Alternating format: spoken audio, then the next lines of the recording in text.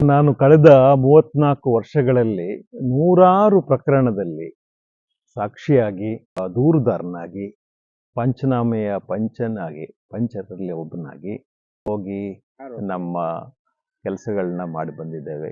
ಹಲವು ಪ್ರಕರಣದಲ್ಲಿ ನಮ್ಮೆಲ್ಲೂ ಕೂಡ ಸುಳ್ಳು ಆರೋಪಗಳು ಬಂದಿದ್ದಾವೆ. ಅದರ ವಿರುದ್ಧನೂ ಕೂಡ ಹೋಗಿ ನಿಂತಿದ್ದಿದೆ.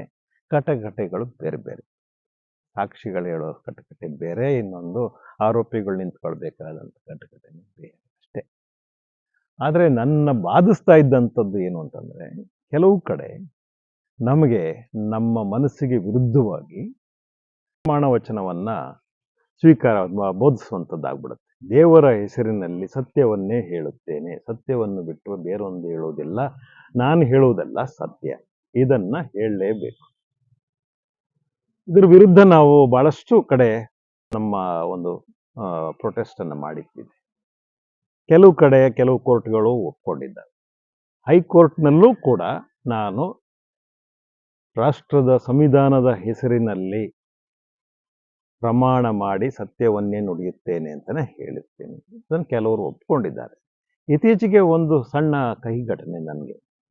ಅಂದರೆ ನಾನು ಹೇಳಲಿಕ್ಕೆ ಹೊರಟಾಗ ರಾಷ್ಟ್ರ ಸಂವಿಧಾನದ ಹೆಸರಿನಲ್ಲಿ ಅಂತ ಹೇಳ್ತಿದ್ದಂಗೆ ಡಿಫೆನ್ಸ್ ಲಾಯರ್ ಒಬ್ಬರು ಅಬ್ಜೆಕ್ಟ್ ಯುವರ್ ಆನರ್ ಅಂತ ಎದ್ದು ನಿಂತ್ಬಿಟ್ರು.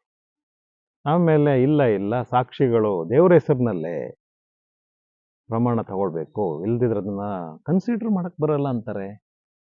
ಅರೇ, ನನಗೆ ದೇವರ ಮೇಲೆ, ನೀವು ನಂಬುವ ದೇವರುಗಳ ಮೇಲೆ ಗೌರವ ಇದೆ, ನಿಮ್ಮ ಮೇಲೇನೂ ಗೌರವ ಇದೆ. ನಿಮ್ಮೆಲ್ಲ ರಿಚುವಲ್ಗಳನ್ನ ನಾನು ನೋಡಿಕೊಂಡು ಸಂತೋಷನೂ ಪಡ್ತೀನಿ, ಗೌರವಿಸ್ತೀನಿ. ಅದು ನಮ್ಮ ರಾಷ್ಟ್ರದಲ್ಲಿರುವ ಧರ್ಮ ನಿರಪೇಕ್ಷತೆಗೆ ಸಂಬಂಧಪಟ್ಟ ವಿಚಾರ. ಎಲ್ಲರನ್ನೂ ಒಪ್ಕೊಳ್ಳುವಂಥದ್ದು ನಾವು ಮಾಡ್ತಾ ಬರ್ತಾ ಇದ್ದೀವಿ. ವೈಯಕ್ತಿಕವಾಗಿ ನಾನು ಈ ಕ್ಲಚಸ್ಸಲ್ಲಿ ಇಲ್ಲ. ನನಗೆ ಇಂತಹ ಗಂಭೀರ ವಿಚಾರಗಳಲ್ಲಿ ಆ ದೇವರನ್ನ ಮಧ್ಯೆ ತರಲಿಕ್ಕೆ ನನಗಿಷ್ಟ ಇಲ್ಲ. ನಾನು ನಂಬುವಂಥದ್ದು ಇಡೀ ದೇಶಕ್ಕೆ ವ್ಯಾಪಿಸಿರುವಂತಹ, ದೇಶವನ್ನೇ ಹತೋಟಿಗೆ ತಗೊಂಡಿರುವಂತಹ ಸಂವಿಧಾನವನ್ನು. ನನಗೇನಾದ್ರೂ ಇವತ್ತು ಸ್ವಾತಂತ್ರ್ಯ ಇದೆ, ನನ್ನ ಜೀವನವನ್ನ ಕಂಟ್ರೋಲ್ ಮಾಡ್ತಾ ಇದೆ ಅಂತಂದ್ರೆ ನಮ್ಮ ದೇಶದ ಕಾನೂನುಗಳು ಮತ್ತೆ ನಮ್ಮ ಸಂವಿಧಾನಕ್ಕೆ ಬದ್ಧವಾಗಿ ಅಷ್ಟೇ ನಾನು ಜೀವನ ಮಾಡ್ತಾ ಇರೋದು. ಸಂವಿಧಾನವನ್ನಷ್ಟೇ ನಂಬಿಕೊಂಡು ಜೀವನ ಮಾಡ್ತಾ ಇದ್ದೀನಿ. ಅದೇ ನನ್ನ ದೊಡ್ಡ ನಂಬಿಕೆ. ಮತ್ತೆ ಅದೇ ದೊಡ್ಡ ನಂಬಿಕೆ ಆಗಬೇಕು ಈ ದೇಶದಲ್ಲಿ. ಒಂದು ಡೆಮಾಕ್ರಸಿಯಲ್ಲಿ ಸಂವಿಧಾನ ಅನ್ನುವಂಥದ್ದು ಧರ್ಮಗ್ರಂಥಕ್ಕಿಂತ ದೊಡ್ಡದು. ಒಂದು ಡೆಮಾಕ್ರಸಿ ಒಳಗಡೆ 100 ಧರ್ಮಗ್ರಂಥಗಳಿರ್ಬೋದು, ಆದರೆ ಇರೋದು ಒಂದೇ ಒಂದು ದೊಡ್ಡ ಗ್ರಂಥ, ಅದು ಸಂವಿಧಾನ. ಇದು ನ್ಯಾಯಾಲಯದಲ್ಲಿ ಎತ್ತಿ ಹಿಡಿಬೇಕಾದಂತಹ ಗ್ರಂಥ. ಇದು ಒಬ್ಬ ಆರೋಪಿ ಸಂವಿಧಾನವನ್ನು ಇಟ್ಕೊಂಡೇ ಮಾತಾಡ್ಬೇಕಾಗ್ತದೆ, ಪ್ರಮಾಣ ತಗೊಳ್ಬೇಕಾಗ್ತದೆ, ಪ್ರಮಾಣ ಮಾಡ್ಬೇಕು, ಸತ್ಯ ಹೇಳ್ಬೇಕಾಗತ್ತೆ. ಎಲ್ಲರೂ ಒಂದೊಂದು ದೇವ್ರನ್ನ ಹೇಳಲಿಕ್ಕೆ ಶುರು ಮಾಡಿಬಿಟ್ರೆ, ಈಗ ಒಬ್ಬೊಬ್ರಿಗೆ ಒಂದೊಂದು ದೇವ್ರುಗಳು ಮುಖ್ಯ ಆಗಿರ್ತವೆ. ಮುಕ್ಕೋಟಿ ದೇವರು ಹಿಂದೂಗಳಿಗೆ ಇರ್ತಾರೆ, ಈ ಇಸ್ಲಾಮಲ್ಲಿರೋರಿಗೆ ಒಂದಿಷ್ಟು ಇರ್ಬೋದು, ಅಥವಾ ಕ್ರಿಶ್ಚಿಯನ್ಸಿಗೆ ಒಂದಿಷ್ಟು ಜನ ಇರ್ಬೋದು. ನಮ್ಮ ಟ್ರೈಬಲ್ಸ್ ಎಲ್ಗೆ ಹೋಗ್ಬೇಕು? ಬುಡಕಟ್ಟು ಜನರಿಗೆ ಯಾವ ದೇವ್ರು ಇದ್ರು ಹೇಳಿ? ಅವರು ನಿಸರ್ಗವನ್ನೇ ಪೂಜೆ ಮಾಡ್ತಾ ಇದ್ದಂಥವ್ರು. ಅಲ್ಲಿರುವ ಬೆಳೆದ್ ನಿಂತ ದೊಡ್ಡ ಮರವನ್ನ, ಅಲ್ಲಿ ಅಜ್ಜಯ್ಯ ಮುಜ್ಜಯ್ಯ ಇದ್ದಂಥದ್ದು ಜಾಗ ಅಂತ ಹೇಳಿ ಅಲ್ಲಿ ಬುಂಡೆ ಕರೆದು ಅಲ್ಲಿ ಎಲ್ಲ ತೀರ್ಮಾನ ಮಾಡ್ತಾ ಇದ್ದಾರೆ ಅವರು. ಆ ಮರ ಕಿತ್ಕೊಂಡ್ಬರಕ್ಕಾಗ್ತದ? ಯಾವ ಹೆಸರಿನಲ್ಲಿ ಅವರು ಪ್ರಮಾಣ ಸ್ವೀಕಾರ ಮಾಡ್ಬೇಕು ಸ್ವಾಮಿ? ಅಲ್ಲಿ ನಮ್ಗೆ ಸಾಧಾರಣವಾಗಿ ಒಂದು ಚೀಟಿ ಅಂಟಿಸಿರ್ತಾರೆ. ಕಾಮನ್ ಆಗಿ ಒಂದು ಚೀಟಿ, ಒಂದು ಫ್ಲೇಕ್, ಅದರಲ್ಲಿ ದೇವರ ಹೆಸರಿನಲ್ಲಿ ಅಂತ ಇರುತ್ತೆ. ಆ ದೇವರು ನಿಮ್ಮ ಭಾವನೆ, ನಿಮ್ಮ ಭಕ್ತಿಗೆ ಬಿಡುತ್ತೆ. ಮುಸ್ಲಿಮು ಅದನ್ನೇ ಓದಬೇಕು, ಕ್ರಿಶ್ಚಿಯನ್ನು ಅದನ್ನೇ ಓದಬೇಕು. ನಾನು ಹೇಳ್ತಿರೋದು, ಈ ನಾಸ್ತಿಕ ಅನ್ನುವಂಥವ್ನು ಯಾರಾದ್ರೂ ಇದ್ರೆ ಅವನಿಗೆ ಹಕ್ಕಿಲ್ವಾ ಸಾಕ್ಷಿ ನೋಡಿಲಿಕ್ಕೆ? ಸಂವಿಧಾನದ ಕೆಳಗೆ ಪ್ರಜಾಪ್ರಭುತ್ವದಲ್ಲಿ ಅವನು ಸತ್ಯ ಹೇಳಲ್ವಾ? ಅಥವಾ ದೇವರ ಹೆಸರಿನಲ್ಲಿ ಹೇಳಿದವರೆಲ್ಲ ಸತ್ಯವನ್ನೇ ಹೇಳ್ತಾರಾ? ದೇವರ ಹೆಸರಿನಲ್ಲಿ ಬದುಕ್ತಿರುವಂತಹ ಜನ ಈ ಕ್ರೈಮ್ಗಳಲ್ಲಿ ಕಾಣಿಸ್ಕೊಳ್ತಾ ಇಲ್ವಾ? ಅವರೆಲ್ಲರೂ ಕೂಡ ಖುಲಾಸೆಯಾಗಿ ಬಂದಿಲ್ವಾ? ಯಾರು ಏನಾದ್ರೂ ಮಾಡ್ಕೊಂಡು ಹೋಗ್ಲಿ, ನ್ಯಾಯಾಲಯದಲ್ಲಿ ಇರುವಂತಹ ನ್ಯಾಯ ವಿತರಕರು ಯಾರಿದ್ದಾರೆ ಅವ್ರಿಗೆ ನಾನು ಮನವಿ ಮಾಡ್ಕೊಳ್ತಾ ಇರುವಂಥದ್ದು, ನಾವು ಜನಸಾಮಾನ್ಯರ ರೀತಿಯಲ್ಲಿ ಇರ್ಲಿಕ್ಕೆ ಸಾಧ್ಯ ಇಲ್ಲ. ನಮ್ಮ ಕೆಲಸ ಸಂವಿಧಾನವನ್ನ ಎತ್ತಿ ಹಿಡಿಯುವಂತ ಕೆಲಸ ಆಗ್ಬೇಕು. ಪ್ರತಿಜ್ಞೆ ಸ್ವೀಕಾರ ಕಾನೂನು ಏನಿದೆ ಅದರಲ್ಲಿ ಇದೆ ಸರಿ, ದೇವರ ಹೆಸರಿನಲ್ಲಿ ಪ್ರಮಾಣ ಸ್ವೀಕಾರ ಮಾಡಬೇಕು, ಪ್ರತಿಜ್ಞೆ ಮಾಡಬೇಕು ಅಂತ ಹೇಳುವಂಥದ್ದು ಇದೆ. ಅಂತ ಹೇಳುವಂಥದ್ದು ಇದೆ. ಏನು, ಇಡೀ ದೇಶವೇ ಒಪ್ಪುಕೊಳ್ಳುವಂತಹ ಒಂದು ವಿಚಾರದಲ್ಲಿ ಪ್ರಮಾಣವನ್ನ ಸ್ವೀಕಾರ ಮಾಡಬಹುದು ಅನ್ನುವಂಥದ್ದು. ದೇಶವೇ ಒಪ್ಪಿಕೊಳ್ಳುವಂತಹ ಒಂದು ವಿಚಾರ ಅಂತಂದ್ರೆ ಅದು ಸಂವಿಧಾನ ಮಾತ್ರ. ನಿಮ್ಮ ಕುರಾನ್ ವಿರುದ್ಧ ಮತ್ತೊಂದು ಧರ್ಮಗ್ರಂಥ ನಿಂತ್ಕೊಳ್ಳುತ್ತೆ, ಬೈಬಲ್ ವಿರುದ್ಧ ಮತ್ತೊಂದು ಧರ್ಮಗ್ರಂಥ ನಿಂತ್ಕೊಳ್ಳುತ್ತೆ, ಭಗವದ್ಗೀತೆಯ ವಿರುದ್ಧ ಮತ್ತೊಂದು ನಿಂತ್ಕೊಳ್ಬಹುದು.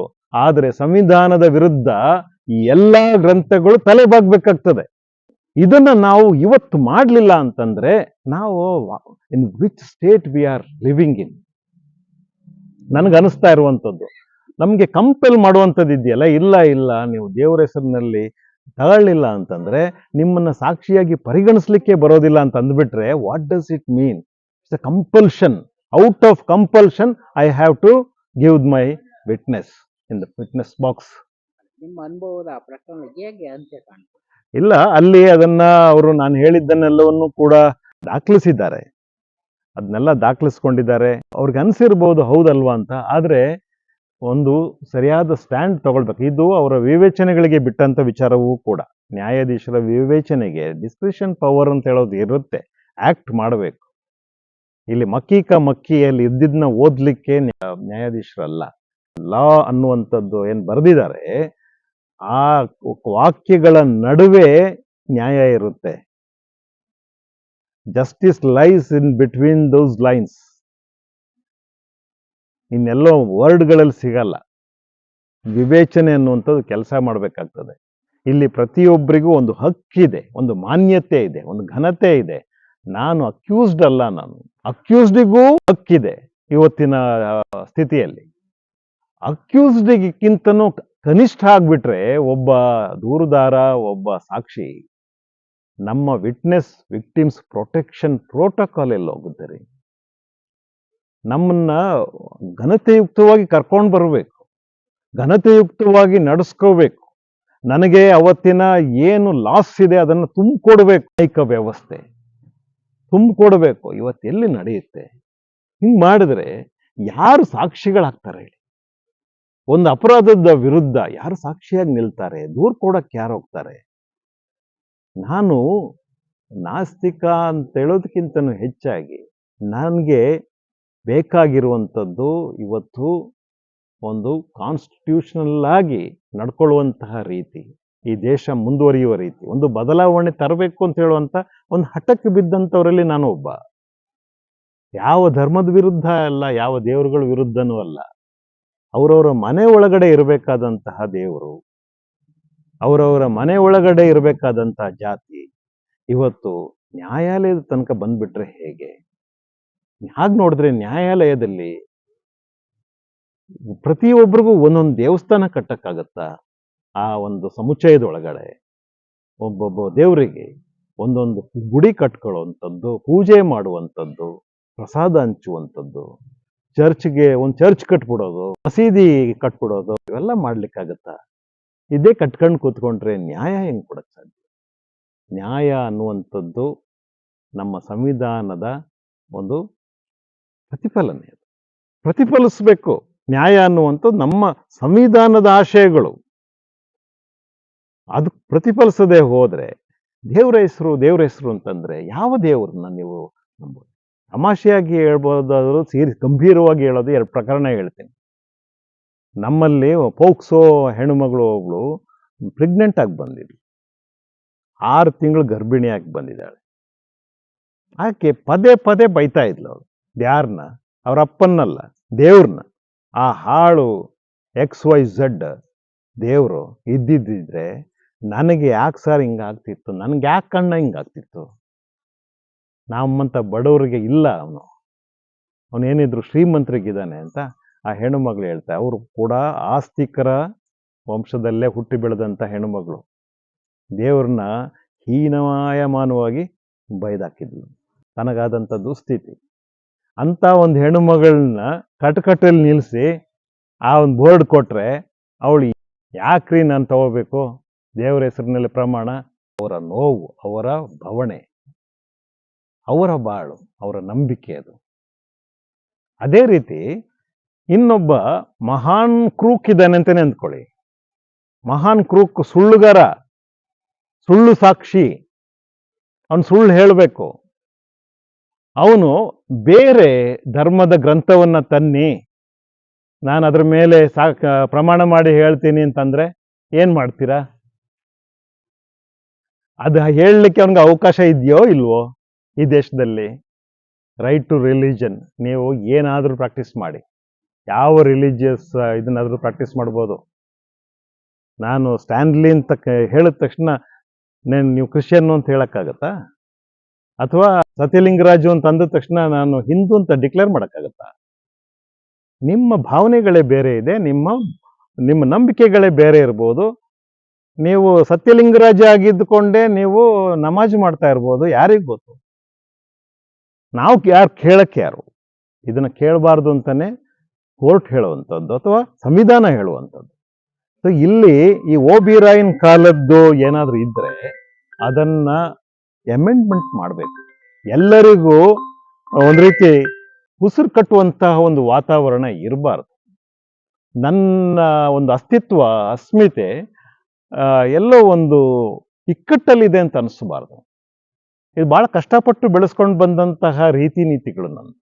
ಸುಲಭವಾಗಿ ನಾವು ನಮ್ಮ ತನದಲ್ಲಿ ತೇಲ್ಕೊಂಡು ಹೋಗ್ಬೋದು. ತರಗೆಲೆ ರೀತಿಯಲ್ಲಿ ಕೊಳಚೆ ಗುಂಡಿಯಲ್ಲಿ ಹರಿಯುತ್ತಲ್ಲ, ಗಟಾರದಲ್ಲಿ ಹರಿಯುವ ನೀರು ಹರ್ಕೊಂಡು ಹೋಗ್ಬೋದು. ಅದಲ್ಲ ನನಗೆ ಬೇಕಾಗಿದ್ದು. ಒಂದು ಬದಲಾವಣೆಗೋಸ್ಕರ ನಾನು ಬದುಕ್ತಾ ಇದ್ದೀನಿ. ಅದನ್ನ ಗ್ರಹಿಸುವಂತ, ಅದನ್ನ ಕನ್ಸಿಡರ್ ಮಾಡುವಂಥದ್ದನ್ನ ನನ್ನ ನ್ಯಾಯಾಲಯ ಮಾಡಲಿಲ್ಲ ಅಂತಂದ್ರೆ ಇನ್ಯಾರು ಮಾಡ್ತಾರೆ? ಹೇಳಿ? ನಾನು ಹೋಗಿರೋದು ನನ್ನ ಖರ್ಚಿನಲ್ಲಿ, ನನ್ನ ಕರ್ಸ್ಕೊಂಡಿದ್ದು ಯಾರ್ದು ಖರ್ಚಿನಲ್ಲ. ಹೇಳಕ್ ಹೋಗಿರೋದು ಸತ್ಯವನ್ನ. 100 ಕಿಲೋಮೀಟರ್ ಹೋಗ್ಬಿಟ್ಟು ಬಂದಿರ್ತೀನಿ. ಆ ಖರ್ಚು ವೆಚ್ಚಗಳನ್ನೆಲ್ಲ ನಾವು ನಮ್ಮ ಸಂಸ್ಥೆಯವರು ಭರಿಸ್ತಾ ಇರ್ತೇವೆ. ಅಂಥದ್ರಲ್ಲಿ ನೀನು ಸತ್ಯ ಹೇಳಲಿಕ್ಕೆ ದೇವರನ್ನ ಮಧ್ಯೆ ಕರಿಬೇಕು ಅಂತಂದ್ಬಿಟ್ರೆ ಹೇಗೆ? ಅದು ನನ್ನ ನಂಬಿಕೆಯೂ ಅಲ್ಲ, ನನ್ನ ಬದುಕು ಕೂಡ ಆಗಿರೋದಿಲ್ಲ. ನ್ಯಾಯಾಲಯಗಳು ಕಂಡಂತಹ ದೇವ್ರನ್ನ ಕರ್ಕೊಂಬಂದು ನಿಲ್ಲಿಸ್ಬೇಕಾಗ್ತದೆ. ಇಲ್ಲ, ಇವನೊಬ್ಬ ದೇವ್ರು ಇದ್ದಾನೆ, ಇವನ ಹೆಸರಲ್ಲಿ ತಗೊಳ್ಳಿ ಅಂತ ಯಾರೂ ನೋಡಿದ್ದಿಲ್ಲ. ನಾನು ನೋಡಿದ್ದು ಪ್ರತ್ಯಕ್ಷ ದೇವರು ಅಂತಂದ್ರೆ ನಮ್ಮ ದೇಶದ ಸಂವಿಧಾನ, ಪ್ರತ್ಯಕ್ಷ ದೇವರು. ಅದನ್ನು ಬಿಟ್ಟು ಯಾವುದೋ ದೇವರನ್ನ ನಾನು ಕನ್ಸಿಡರ್ ಮಾಡ್ಲಾರೆ. ಹಾಗಾಗಿ ಇದು ಸಂದಿರುವಂತ ಕಾಲ, ಇದು ಯೋಚನೆ ಮಾಡಲಿಕ್ಕೆ ಪ್ರತಿ ಒಬ್ಬನೂ ಕೂಡ ಯೋಚನೆ ಮಾಡಬೇಕು. ಅವರವರ ನಂಬಿಕೆಗಳಿಗೆ ಮಹತ್ವವನ್ನು ತಂದುಕೊಡುವಂಥದ್ದನ್ನ ನಮ್ಮ ನ್ಯಾಯಾಲಯಗಳು ಮಾಡಬೇಕು. ಪ್ರತಿ ಒಬ್ಬನ ಅವರು ನನಗಾಯ್ತು ಅಂತಲ್ಲ, ನಾನು ಯೋಚನೆ ಮಾಡ್ತಾ ಇದ್ದಿದ್ದು ಒಬ್ಬ ಬುಡಕಟ್ಟು ಸಮುದಾಯದವನು ಹೇಗೆ ಇದನ್ನ ತಗೊಳ್ಬಹುದು. ಅವನಿಗೆ ಅದ್ಯಾವುದೋ ಒಂದು ಮರ, ಒಂದು ಕಲ್ಲು, ಒಂದು ನದಿ, ಆ ನಿಸರ್ಗ ದೇವರಾಗಿರುತ್ತೆ. ಅಥವಾ ದೇವ್ರಂತಾನೆ ಕನ್ಸಿಡರ್ ಮಾಡಿರಲ್ಲ. ಏನು ಅಂತ ತಗೊಳ್ತಾನೆ ಅವನು ಓದನ್ನ? ದೇವ್ರುಗಳು ನಂಬೋರೇನೆ, ಪ್ರಬಲವಾಗಿ ನಂಬೋರೇನೆ. ದೇವ್ರು ಬಂದು ಸಾಕ್ಷಿ ಹೇಳ್ಬಿಡ್ತಾನ ಅಂತ